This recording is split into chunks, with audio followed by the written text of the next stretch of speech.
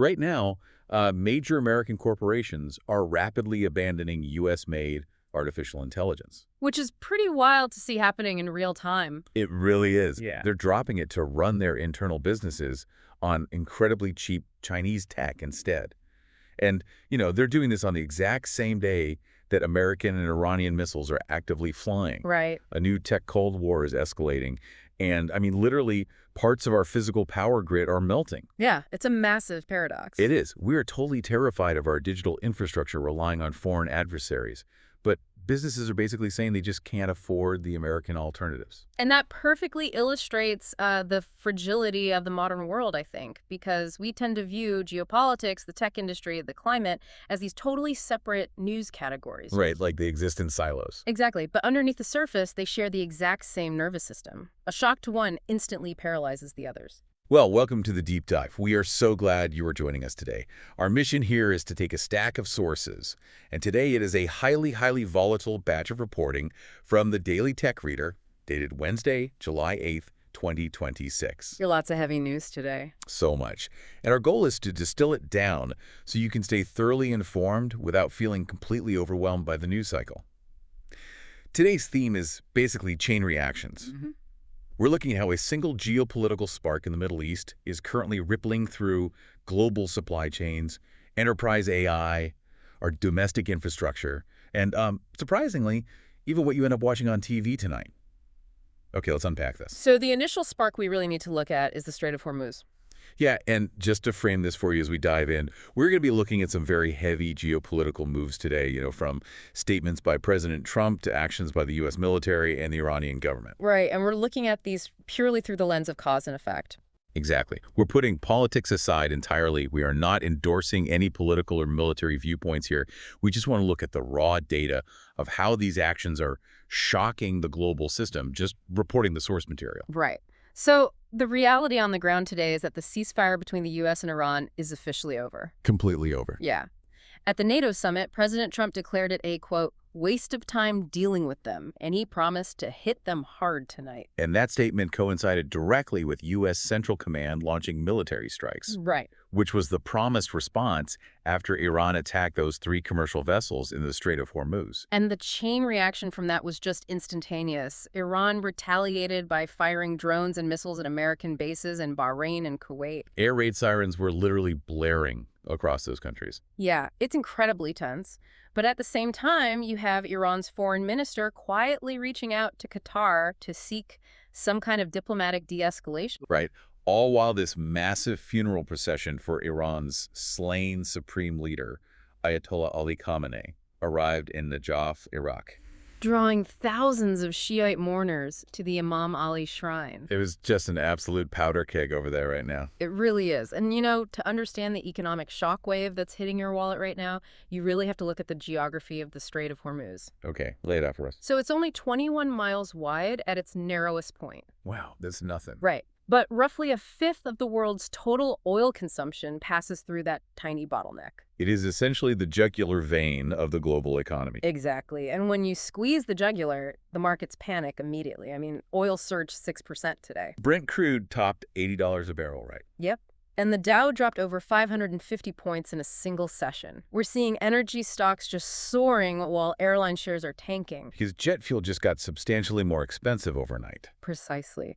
And to add to that, the U.S. Treasury just revoked its authorization for Iranian crude oil sales. Meaning that brief drop we saw in the national gas price. Yeah, that's stalled out. Yeah. It's sitting at $3.79 a gallon, and it's pretty much expected to reverse and head right back up. Right.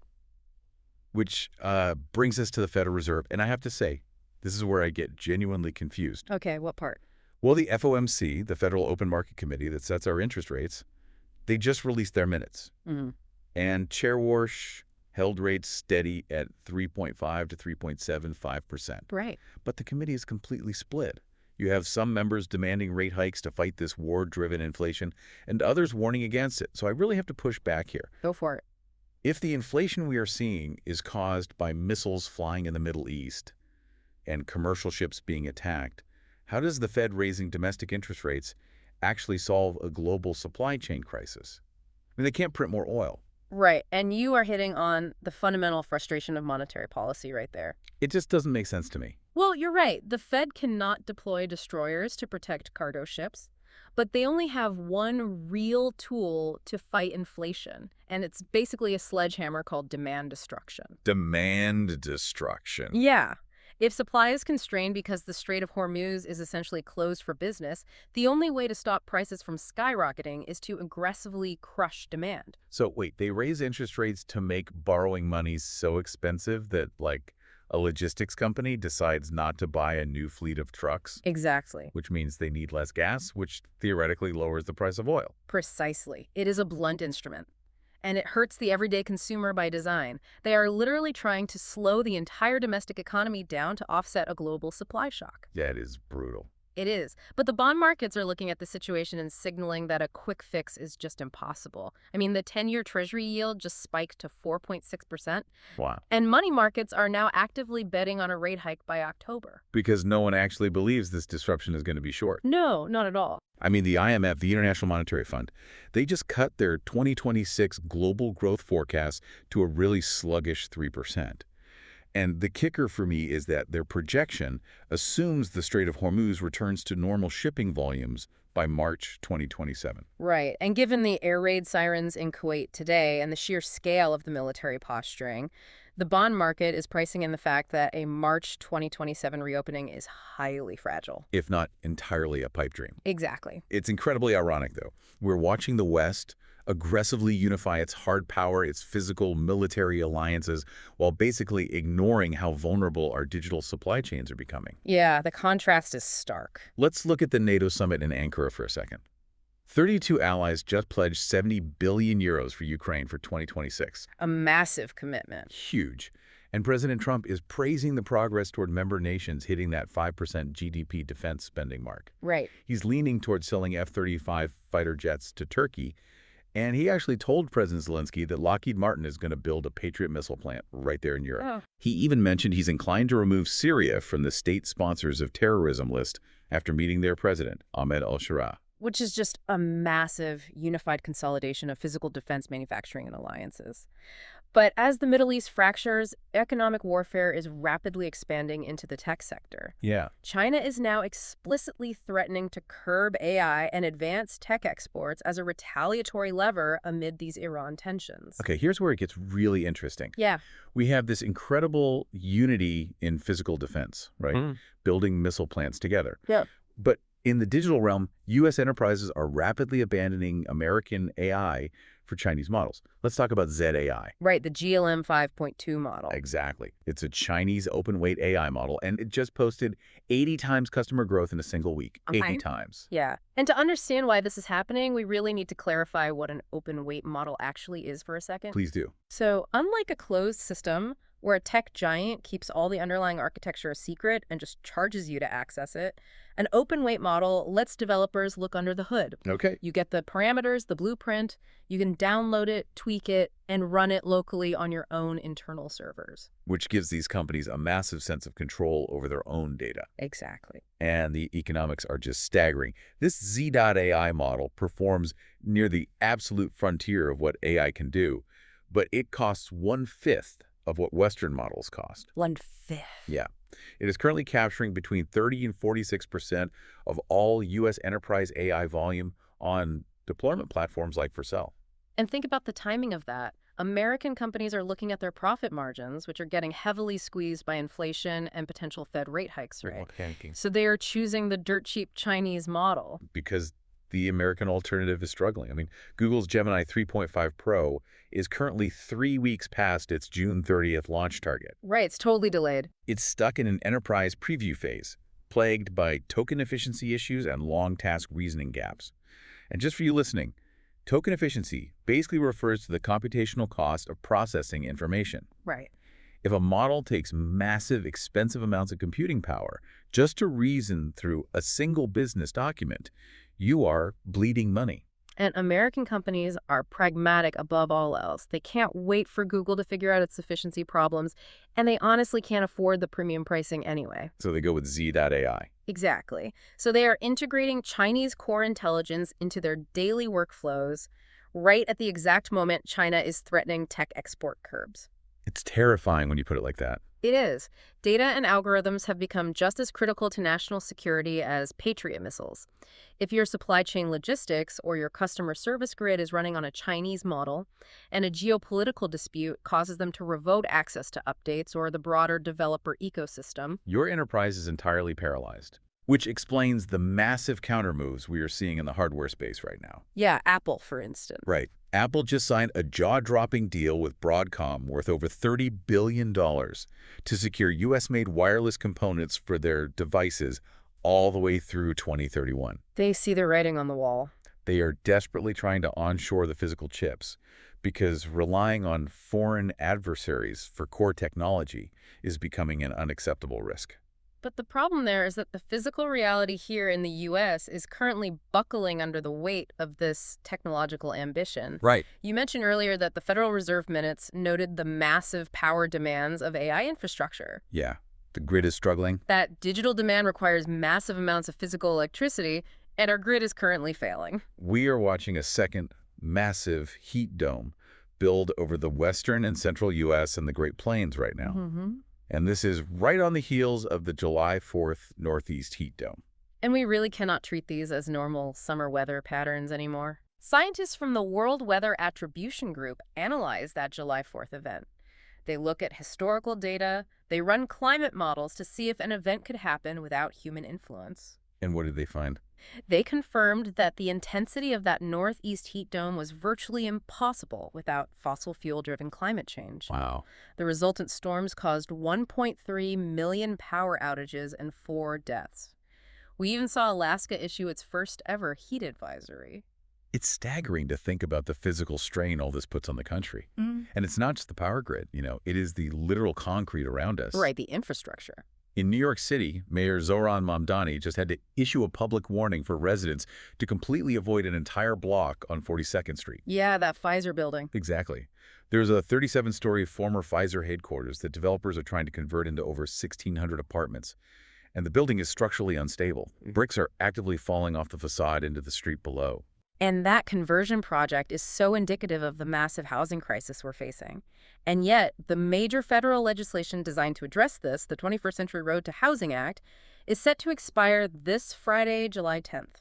And President Trump has remained entirely silent on whether he intends to sign an extension. Complete silence. I really have to pause here because this is such a stark, almost dystopian juxtaposition for you listening. Think about this. We have the futuristic technology and the capital to roll out fully self-driving Waymo robotaxis. Right. I mean, they're actively expanding to San Diego, Las Vegas, Tampa, and Denver today, but at the exact same time, bricks are literally falling off skyscrapers in New York, our power grids are collapsing under unprecedented heat, and our core housing policy is in total limbo. It forces a very, very uncomfortable conversation about what progress actually means. Yeah. We are pouring hundreds of billions of dollars into AI models and autonomous vehicles. The capital investment from Wall Street is just astronomical. Right. But we are essentially building a luxury digital penthouse on top of a crumbling physical foundation. That's exactly what it feels like. A self-driving car still needs paved roads, A billion-parameter AI model still needs a power grid that doesn't shut down when the temperature hits 105 degrees.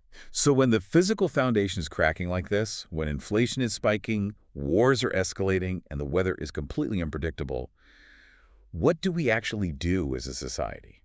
Historically, we turn away from the chaos. Yeah. We seek mass entertainment. We look for shared distraction. And the financial markets are acutely aware of this psychological need. They are absolutely banking on it. The media consolidation happening right now is at a breakneck pace. It's accelerating. Comcast Sky is acquiring ITV's media and entertainment unit, which includes their channels and ITVX, for $2.1 billion. Massive deal. And they are projecting this combined entity will control 20% of all UK home viewing by 2027. Wow. Add that to the massive Warner Bros., Discovery, and Paramount Skydance merger that's still under regulatory review. Right. Legacy media is basically eating itself to survive the streaming wars. I mean, Pretty soon we're going to be paying one single mega corporation $300 a month just to watch TV. Right. Which is exactly the bloated cable model that streaming was supposed to save us from. Well, if we connect this to the bigger picture, it reveals exactly why these mergers are happening now. Right. As the real world becomes more fractured and unpredictable, our media consumption habits actually become more concentrated. Because we want stability. Exactly. In an era of profound anxiety, predictability is highly profitable. These mega monopolies are racing to own the pipelines of reliable escapism. And nothing proves that need for shared, reliable escapism quite like live sports right now. Let's look at the World Cup numbers. Oh, yeah. The U.S. men's national team was eliminated by Belgium in a brutal 4-1 loss. It was a really painful game to watch. That was tough. Yet it drew a record-breaking 30 million viewers on Fox, and the audience actually peaked at 37 million. Why do 37 million people tune in to watch a blowout loss? Because the outcome of the game is almost secondary to the biological craving for a shared narrative. When the news alerts on your phone are terrifying, human beings want to feel connected to millions of others experiencing the exact same low-stakes emotion at the exact same time. And when it comes to high-stakes emotion, look at the narratives driving the rest of the tournament. Argentina beat Egypt 3-2. Lionel Messi orchestrated this unbelievable comeback from being down 2-0. Incredible game. He scored his 8th goal of the tournament, even with the Egyptian FA protesting a controversial VAR call, which, for those who don't know, is the video assistant referee reviewing the play. The drama was just undeniable. Absolutely. You also had Switzerland reaching the quarterfinals for the first time since 1954. What a match. Yeah, beating Colombia in a wildly tense penalty shootout where Gregor Kobel made a massive save and Ruben Vargas converted the winner. So tense. So we are now looking at a quarterfinal slate of France versus Morocco on Thursday, Spain versus Belgium on Friday, and then Norway versus England and Argentina versus Switzerland on Saturday. It is the ultimate globally synchronized distraction. It really is. But it brings up a really concerning dynamic for me. What's that? With Sky buying ITV and Warner Bros., Discovery absorbing Paramount, are we heading toward a future where 37 million people are desperately tuning in to experience historic cultural moments like Messi's comeback, but they basically have no choice but to pay a single, consolidated mega monopoly to access it? Honestly, the data suggests that is exactly where we are heading. It's grim. The business of distraction thrives on monopoly. When the world feels out of control, corporations know you will pay a premium for a few hours of peace. Yeah. They're consolidating because whoever owns the rights to those few hours of peace holds immense leverage over a highly stressed population. So what does this all mean? It's a lot to take in. It is. We started this deep dive looking at how a single military strike in the Strait of Hormuz knocks over the first domino. Right. We saw how squeezing that economic jugular vein forces the Federal Reserve to consider crushing domestic demand, which directly impacts the borrowing costs from major tech companies. Yeah. We saw how those tech companies, squeezed by costs, are flocking to cheap Chinese AI models right as geopolitical alliances are fracturing. It's all connected. We felt the physical strain of this massive tech boom colliding with extreme climate events and crumbling city infrastructure in New York. And finally, we saw how the sheer exhaustion of navigating all of this drives us into the arms of massive media monopolies just to watch a soccer game in peace. The systems are entirely intertwined. You really cannot separate the physical realities of war and climate from the digital realities of AI and media. You really can't. And, I want to leave you with one final lingering question to explore on your own today. We discussed how deeply U.S. enterprises are integrating incredibly cheap Chinese open-weight AI models like Z.AI into their core operations just to save money. Right. And they are doing this at the exact moment when global supply chains and diplomatic ties are violently fracturing. Ask yourself, when the core operational intelligence of American businesses fundamentally relies on models originating from a nation actively threatening tech blockades, does the concept of a truly domestic economy even exist anymore? Man, that is a fascinating and really heavy concept to chew on. It is. The next time you see headlines about a conflict halfway across the world, remember the jugular vein. Remember how quickly a geopolitical spark thousands of miles away dictates the technology in your office, the stability of your power grid, and the media on your screens. Thanks for listening, everyone. Thank you so much for joining us on this deep dive. Keep asking the hard questions, keep looking for the invisible connections around you, and we'll catch you next time.